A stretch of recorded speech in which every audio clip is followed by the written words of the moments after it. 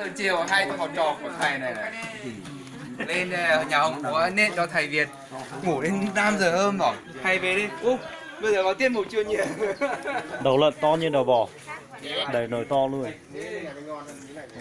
Đây mình của lợn rừng. Lợn nuôi trên bản, trên rừng. Nhiều miếng này bản to đùng. Ông này là ông với mẹ ông lọc, với này là lọc đỡ sót này à? Cái này thuận tay hơn, bên kia thuận tay hơn nên là lục chuẩn nào. Bóng đốt đèn cái thân này. Chú và chụp béo như Cắt cái đầu này ra. Béo như bụng của...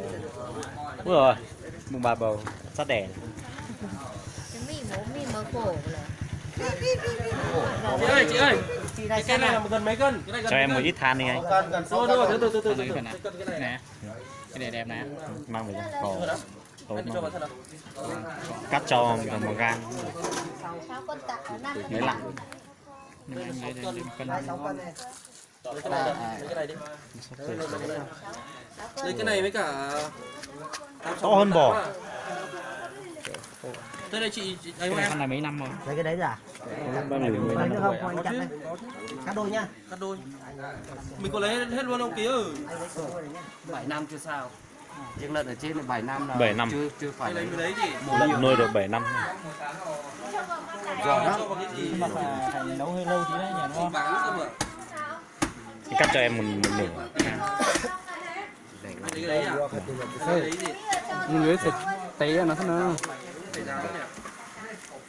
này cái này cho thằng thằng con. này Của Vy đây. cái này ra đấy Lá ra. Rất nhiều người đến mua nhá. miếng này đây mọi người cầm cái đây là miếng ngon nhất đây này Thịt bò, nhá. thịt bò, thịt bò, thịt lợn nhất thịt bò. Đâu cũng đây là thịt bò bê. Tủ thì lấy đấy, thấy lấy ba chỉ đấy.